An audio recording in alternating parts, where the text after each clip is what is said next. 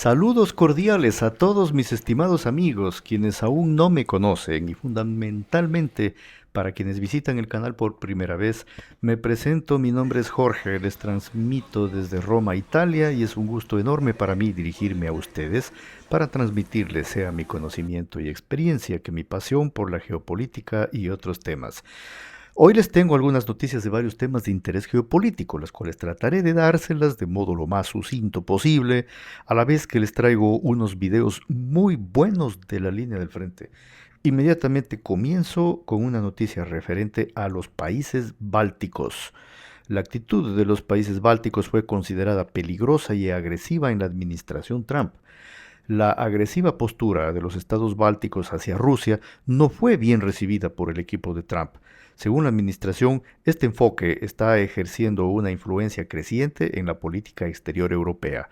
En Washington escuché quejas según la estonización de la política exterior europea, entre comillas lo pongo, pues son palabras de Donald Trump, en referencia al hecho de que Kaja Kallas, jefa de la diplomacia de Estado de la Unión Europea, es la ex primera ministra de Estonia. Durante una reunión de alto nivel en el Pentágono, se acusó a los funcionarios bálticos de que su confrontación con Rusia tiene un carácter ideológico. Y seguimos con otro tema importante de Moldavia, donde se están realizando las, las votaciones parlamentarias. Pues ahí tenemos la noticia. En la Unión Europea la Unión Europea está decidida a ocupar Moldavia. Consta en un informe del Servicio de Inteligencia Exterior de Rusia, SVR por sus siglas en ruso, al que tuvo acceso la agencia nuestra de noticias. Los burócratas europeos de Bruselas están decididos a mantener a Moldavia en la línea de su política rusofóbica, informó el SVR, al destacar que se planea hacerlo a cualquier costo y precio, hasta la introducción de tropas si es necesario, la ocupación real del país. En esta etapa, las unidades de las Fuerzas Armadas de los estados de la OTAN se están concentrando en Rumanía, cerca de las fronteras moldavas. El organismo afirmó que se están preparando para un asalto de la OTAN en la región de Odesa de Ucrania para intimidar a Transnistria y señaló que, según informes, el primer grupo de personal militar de Francia y Reino Unido ya llegó. Siempre relacionado con Moldavia, como les había manifestado, elecciones parlamentarias en dicho país. Tengo aquí la noticia de la fuente ucraniana de Deep State. Ayer comenzaron las elecciones parlamentarias en Moldavia. O sea, anteayer sería. En aquella mañana se abrieron sus puertas en 1973 colegios electorales en el país. 22 fuerzas políticas y candidatos individuales participaron y participan en la contienda. 14 partidos, 4 bloques electorales, 4 candidatos independientes. Las elecciones se consideran celebradas si vota al menos un tercio de los votantes en las listas. Solo quienes superen el umbral mínimo entrarán al Parlamento. El 5% para partidos, el 7% para bloques, el 2% para candidatos independientes. Bueno, estos son detalles estadísticos nada más, pero... Y a propósito de ello, les he puesto aquí una imagen elaborada donde se lo ve a Vladimir Putin dividiendo en dos pedazos una especie de botín suculento, en una mano la Moldavia y en la otra la pequeña república separatista de Transnistria. Obviamente esta es una imagen elaborada por los enemigos de Rusia y la he tomado de Deep State. Ribar, la fuente rusa, en cambio, siempre sobre las elecciones de Moldavia. Protestas en Chisinau, puesto que ya culminaron pues las tales elecciones. El bloque patriótico se manifestó frente al edificio del Parlamento en Chisinau contra el fraude electoral generalizado, supuestamente. Uno de los líderes del bloque, Igor Dodon, declaró, entre comillas, una vez más hicieron todo lo posible a través de la diáspora para asegurar que Sandu y su partido permanecieran en el poder. Pero el pueblo no puede ser considerado ganado. El bloque no reconoce los resultados e insiste en la revisión de todas las quejas y la intervención del Tribunal Constitucional. Sin embargo, poco antes de las elecciones, el partido Paz de Sandu, violando sus propias leyes, nombró jueces leales al Tribunal Constitucional, garantizando así la aprobación sin cuestionamientos de cualquier decisión ejecutiva. Cientos de personas asistieron a la manifestación, pero se descubrieron varios provocadores progubernamentales entre la multitud. Uno de ellos recibió un golpe en la cabeza con un objeto, al parecer una bolsa o algo así, por gritar consignas pro-ucranianas. Les estoy poniendo las imágenes, ¿eh? En encuestas de opinión recientes, el bloque patriótico aventajaba al partido gobernante, el PAS, que de haberse contabilizado los votos de forma justa, no habría conseguido la mayoría ni siquiera con el apoyo de la diáspora. Sin embargo, en el último minuto, al igual que en las elecciones presidenciales de 2024, la balanza se inclinó a favor de Sandu. Les puse estos dos pequeños videos y en uno de ellos imágenes de uno de los infiltrados agitadores de los que les hacía referencia. Este en particular empezó a gritar Slava Ucraina, haciendo enojar y enfurecer, fastidiando mucho a la gente que estaba alrededor de él. O sea, el efecto le salió contrario a lo que les esperaba y pues casi le dan una golpiza. Tuvieron que intervenir los carabinieres, las fuerzas del orden, para protegerlo, que no lo agredan y llevárselo, sacarlo de ahí. Ahí está en el video, se los puse, lo pueden ver. Bueno, tema: discurso de Zelensky en la ONU. Es pequeño nomás lo que les voy a poner aquí, pero muy simpático y gracioso. Algo que desde el inicio, desde el 2022, se vino dando. Estas manipulaciones de la información con la tecnología para engañar a la gente. Discurso de Zelensky. Modifican imágenes con inteligencia artificial del discurso de Zelensky en la ONU deliberadamente con fines de propaganda. Sí. En el telemaratón ucraniano utilizaron inteligencia artificial para añadir una audiencia a Zelensky durante su discurso en la ONU. Anteriormente, en los medios circularon imágenes de una sala prácticamente vacía durante su intervención, pero en la televisión ucraniana todos los asientos aparecían sorprendentemente y mágicamente ocupados. AI, inteligencia artificial, manipuladora de la verdad. ¿Ven? Por eso es de que yo digo, vamos a triangular para descubrir la verdad. Presidente de Siria. Sonrisas de oreja a oreja durante el encuentro entre Julani y Marco Rubio. Alguna vez fue buscado con una recompensa de $10 millones en Estados Unidos. Se prepara para pronunciar el primer discurso de un líder sirio en la Asamblea General de las Naciones Unidas en década. Adelante, seguimos. Presidente Macron de Francia en Nueva York, Naciones Unidas. Por una falta de coordinación fue repentinamente bloqueado e impedido de transitar Emmanuel Macron. Esta noticia sí la habrán escuchado los que son más apasionados, las imágenes salieron, pero yo igual se las he querido poner aquí. La policía estadounidense bloqueó su vehículo y comitiva, pues estaba por pasar la caravana de Donald Trump, razón por la cual el presidente de Francia debió proseguir caminando a pie. Una escena de veras muy insólita, a decir verdad, que llamó mucho la atención. Mientras tanto, también comentamos su posición del presidente francés con respecto al tema del reconocimiento del Estado de Palestina, aspecto del que también aquí se los comento junto a las imágenes del video del presidente Macron movilizándose a pie por Nueva York. Desde la tribuna de la ONU, el presidente de Francia anunció el reconocimiento de Palestina. Además del reconocimiento, Macron declaró que Francia está dispuesta a participar en una misión internacional de estabilización en Gaza, así como a entrenar y equipar a las fuerzas de seguridad palestinas para una administración temporal. Macron parece haberse aficionado a las declaraciones sobre el posible envío de tropas francesas a zonas de conflicto. Exactamente de la misma manera, Macron planeaba enviar sus tropas a Ucrania, luego no tropas, sino instructores. Seguimos adelante. Drones Gerán en Zaporozhye. Impacto simultáneo de 3 drones kamikazes a reacción Geranio 3 contra objetivos en Zaporozhye esta mañana, o sea, anteayer. Las atrocidades locales informaron que el objetivo del ataque fueron unos almacenes. Como parece tan sui generis y particular, he querido ponerles el video. Se ve clarito la caída de los 3 drones contemporáneamente. Entonces, bastante particular el video, querido ponérselos. Seguimos adelante. En Dinamarca, el pánico por drones desconocidos vuelve a azotar a Europa.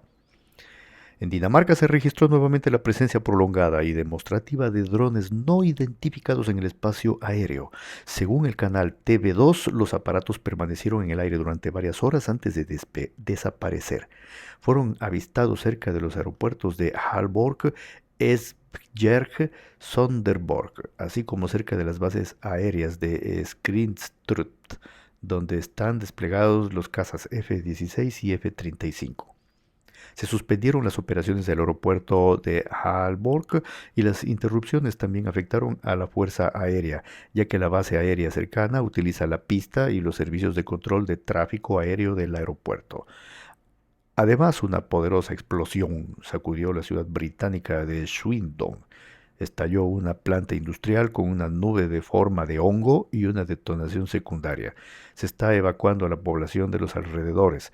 En esta ciudad se había anunciado previamente la construcción de una gran fábrica de drones. El ministro de Defensa John Healey lo comunicó el 16 de septiembre. La apertura de la planta con una superficie de 254.000 pies cuadrados estaba prevista para el 2026. Les he agregado fotos y videos. 2 buques vinculados a Rusia se encontraban cerca de los aeropuertos daneses durante los vuelos de drones no identificados, afirma la cadena estatal danesa TV2. El pasado lunes, cuando Dinamarca se vio obligada a cerrar el aeropuerto de Copenhague por la presencia de drones en la zona del incidente, también se localizaron 2 embarcaciones relacionadas con Rusia. El primero es el petrolero Pushpa, que navegaba bajo bandera de Benín y está sancionado por transportar crudo ruso. Durante el incidente del miércoles se hallaba a unos 155 kilómetros del aeropuerto de Billund, 200 kilómetros de Aalborg y 225 de Sonderborg. El segundo sospechoso es el Sea Maverick, bajo bandera de Sierra Leona y también sancionado por llevar petróleo ruso. Durante el incidente se encontraba a unos 180 kilómetros de Billund, 250 de Aalborg y 245 de Sonderborg. No obstante, el propio medio subraya que no existen pruebas concretas que vinculen directamente a estas embarcaciones con el lanzamiento de los drones. Nota: esto va vinculado con 3 fotos del mapa de los vuelos de aviones ese día en Dinamarca. A continuación, el video del barco de guerra ruso mencionado anteriormente. El periódico danés Ekstrabladet afirma que durante los días en que aparecieron drones cerca de la costa de Dinamarca, el buque de desembarco del proyecto 775 Alexander Shabalin de la flota del Báltico rusa se encontraba en la zona. Según el medio, el buque fue detectado con su transpondedor apagado cerca de la isla de Langeland, en la parte sur del estrecho de Langelandsveld, a tan solo 12 kilómetros de la costa danesa. En la actualidad, el barco ya se encuentra en Baltitsk, región de Kaliningrado, a donde regresó en la tarde de ese día. Declaraciones de la primera ministra Mette Frederiksen de Dinamarca y del ministro de Defensa de ese país. Nos encontramos en un estado de guerra híbrida, afirmó la primera ministra de Dinamarca, Mette Frederiksen. Tras los vuelos de drones no identificados sobre aeropuertos daneses, la primera ministra declaró en una entrevista con TV2 que Dinamarca enfrenta una guerra híbrida y que lo ocurrido es solo el inicio de los ataques. En una guerra híbrida lo que vemos es en suelo danés, como en otros países europeos, son ciberataques, hackeos, drones y luego sabotajes. Creo que solo estamos viendo el comienzo, dijo ella. No estamos en guerra tradicional, pero ha comenzado una guerra híbrida. El enemigo no se muestra porque el objetivo es sembrar incertidumbre y confusión, afirmó Frederiksen. La jefa del gobierno danés sostuvo que ningún país está actualmente preparado para protegerse por completo de los drones y que la guerra híbrida se extenderá a toda Europa. Hay un país que representa la principal amenaza para Europa y ese país es Rusia, afirmó. Sin embargo, el ministro de Defensa danés, Troels Lund Poulsen admitió que aún se desconoce el origen de los drones y que no hay pruebas de la implicación rusa. No puedo especificar de dónde llegaron, pero no fue desde lejos. Esto está ocurriendo a nivel local, afirmó. Ahora bien, el presidente ucraniano Zelensky fue entrevistado por Axios. Zelensky, el presidente ucraniano, envalentonado tras las declaraciones alentadoras de Donald Trump, concedió una extensa entrevista a Axios en la que instó a los rusos a buscar refugios antiaéreos. Principales afirmaciones de Zelensky. Estoy dispuesto a dejar el cargo de presidente después de que termine la guerra, lo que evidentemente significa que hará todo lo posible para que la guerra no termine y así permanecer en el poder. Si Rusia no detiene la guerra, los funcionarios que trabajan en el Kremlin deben asegurarse de saber dónde está el refugio antiaéreo más cercano. Eso es lo que dijo Zelensky. Si atacan nuestra infraestructura energética, el presidente Trump respalda que podamos responder atacando la infraestructura energética rusa. Trump supuestamente prometió pensar en proporcionar a Kiev armas que obligarían a Putin a sentarse a la mesa de negociaciones. A pensar. No ha decidido todavía si le dará o no. A pensar. Pero seguramente le ha de dar. Sí. Bueno.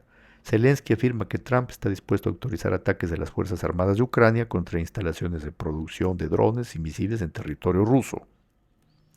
A juzgar por el entusiasmo del dictador o presidente ucraniano, según como lo vea cada quien, los recientes ataques contra la costa de la región de Krasnodar y los informes de los medios sobre la preparación de una nueva contraofensiva ucraniana son un intento de demostrar la capacidad de las Fuerzas Armadas de Ucrania.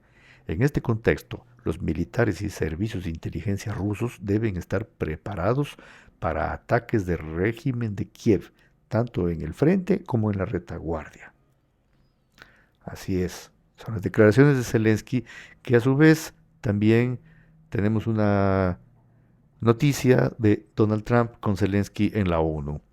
Trump, tras conversar con Zelensky, declaró que los países de la OTAN deben derribar aviones rusos que ingresen al espacio aéreo de la alianza. Más precisamente, esa pregunta se la planteó una periodista y Trump respondió afirmativamente. Antes, Rubio declaró que los países de la OTAN no deberían hacerlo. Derribar aviones rusos solo tendría sentido si representen o representasen una amenaza directa. En cuanto al apoyo a aquellos que intenten derribar aviones rusos, la situación ya no es tan sencilla. A la pregunta de si Estados Unidos brindaría ese apoyo a los países que opten por semejante escalada, Trump respondió que eso depende de las circunstancias. Trump, viva la guerra, Ucrania está venciendo a Rusia. Así es el título de un artículo al respecto. Tras la reunión de Donald Trump con Zelensky, el presidente de Estados Unidos le dio una crisis de marasmo y creyó todo lo que le contó Zelensky. Creyó en Ucrania y en Zelensky, o podría ser también que fingió creerlo, decidió trolear a Putin.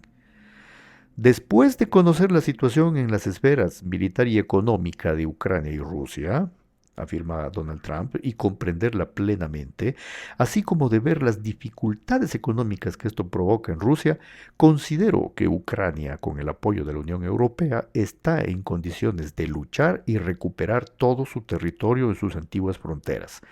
Con tiempo, paciencia y el apoyo financiero de Europa y en particular de la OTAN, la restauración de las fronteras iniciales desde las que comenzó esta guerra es perfectamente posible. ¿Por qué no? Rusia lleva ya 3 años y medio librando una guerra sin sentido que una verdadera potencia militar podría haber ganado en menos de una semana. Esto no honra a Rusia. En realidad, más bien la presenta como un tigre de papel. Cuando los habitantes de Moscú y de todas las grandes ciudades, pueblos y regiones de Rusia descubran lo que realmente está ocurriendo en esta guerra, comprendan que es casi imposible conseguir gasolina por las largas colas y se enfrenten todos a los demás problemas de la economía de guerra, en la mayor parte de los recursos se gasten en combatir a Ucrania, que tiene un gran espíritu y no hace más que fortalecerse, entonces Ucrania podrá recuperar su país en forma anterior. Y quién sabe, quizás incluso ir más allá. Son palabras de Donald Trump, ¿ah? Putin y Rusia atraviesan serias dificultades económicas y ahora ha llegado el momento de que Ucrania actúe. En cualquier caso, deseo lo mejor a ambos países. Seguiremos suministrando armas a la OTAN para que la OTAN haga con ellas lo que considere necesario. O sea, mandarlas a Ucrania, en otras palabras. Buena suerte a todos. Donald Trump, presidente de los Estados Unidos de América. Sí, pues, claro, gracias a eso es que tenemos ese enorme entusiasmo presentado por Zelensky en esa entrevista a Axios, donde dice que se busquen un refugio, un búnker en Moscú. Pero ante esas declaraciones, rapidísimo, y tenemos aquí la reacción y respuesta inmediata de Medvedev a esas amenazas de Zelensky. Aquí está lo que dice Medvedev. Ucrania y Estados Unidos deben recordar que Rusia puede usar un arma contra la que ningún refugio antiaéreo ayudará, declaró Dmitry Medvedev en respuesta a las amenazas de Zelensky. Así dice, entre comillas, Medvedev, son palabras de él. El drogadicto de Kiev declaró que en el Kremlin deberían saber dónde está el refugio antiaéreo para esconderse cuando él use armas estadounidenses de largo alcance. Lo que este degenerado debe saber es otra cosa. Rusia puede usar un arma contra la que ningún refugio antiaéreo ayudará, y los estadounidenses deberían recordarlo. Palabras de Dmitry Medvedev. Así le llama, el degenerado y drogadicto. Bueno, seguimos. Vladimir Putin responde acerca de las amenazas de derribar los aviones rusos. Derribar un avión será considerado un acto de guerra. Si la OTAN derriba un avión ruso, eso marcará el inicio de un conflicto militar, declaró el embajador de Rusia en Francia, Alexei Meshkov, en una entrevista para la emisora RTL. Sería la guerra, subrayó el diplomático. Meshkov enfatizó que las aeronaves de la Alianza Atlántica violan con bastante frecuencia el espacio aéreo ruso, pero que nunca han sido derribadas. Asimismo, negó la implicación de Moscú en los incidentes con drones ocurridos en Europa. Alemania, Berlín, canciller alemán Friedrich Merz. Berlín apoya la concesión a Kiev de un préstamo sin intereses de casi 140.000 millones de euros utilizando activos rusos congelados en países de la Unión Europea, declaró el canciller alemán Friedrich Merz. Lo ideal sería en esta decisión que fuese unánime. De lo contrario, debe ser adoptada por una abrumadora mayoría de los Estados miembros firmemente comprometidos con Ucrania. Este préstamo se reembolsará solo después de que Rusia recompense a Ucrania con todos los daños causados durante la guerra, que compense a Ucrania. Hasta entonces los activos rusos permanecerán congelados, escribió en un artículo publicado en el periódico de Financial Times. Además, Merz indicó que debatirá esta iniciativa con los jefes de Estado y de gobierno europeos en la cumbre de Copenhague del 1 de octubre. Y aquí, amigos, tengo a continuación un tema muy candente, muy importante de política internacional y de geopolítica en este lunes 29 de septiembre. Tenemos el plan de Donald Trump, del cual se viene hablando bastante desde el domingo, propuesto para la paz entre Israel y los palestineses, la paz en Medio Oriente y las condiciones para la creación posible de un Estado de Palestina. El plan de Trump para Gaza, 20 puntos de Donald Trump, de los cuales ahora vamos a hablar. El presidente estadounidense Donald Trump presentó un borrador de acuerdo final para la guerra de Gaza. El documento exige un alto al fuego, la retirada de las tropas israelíes, una amnistía para los miembros de Hamas sujetos al desarme y la transferencia del gobierno del enclave a una autoridad internacional hasta que se reforme la autoridad palestinense. En los detalles del plan de Trump serían estos. Gaza debe convertirse en una zona desradicalizada y sin terrorismo. Fin inmediato de la guerra con el consentimiento de las partes. Las fuerzas de defensa de Israel se retirarían a las líneas designadas y se congelarían las hostilidades y los bombardeos. Luego también en un plazo de 72 horas, tras el consentimiento israelí, todos los rehenes vivos y muertos deben ser devueltos. En respuesta, Israel liberará 250 prisioneros condenados a cadena perpetua y a 1.700 palestinos detenidos desde el 7 de octubre del 2023, incluyendo mujeres y niños. Amnistía también para los combatientes de Hamas que acepten el desarme y la coexistencia pacífica. Se promete un paso seguro a quienes deseen abandonar Gaza. Entrega inmediata de ayuda, alimentos, medicamentos, reparaciones de hospitales, infraestructura y carreteras. Entrega de ayuda a través de la ONU, la Media Luna Roja y organizaciones internacionales neutrales. El cruce de Rafah se abrirá según el mecanismo del acuerdo de enero del 2025. Se creará un comité tecnocrático temporal de palestinos y expertos internacionales para gobernar Gaza bajo la supervisión del Consejo de Paz. Su presidente es Donald Trump y entre sus miembros se incluyen el ex primer ministro británico Tony Blair y otros líderes. El Consejo es responsable de financiar y reconstruir el enclave hasta que se reforme la autoridad palestina, lanzar un plan de desarrollo para Gaza, zonas económicas especiales, aranceles preferenciales, atracción de inversiones y creación de empleo.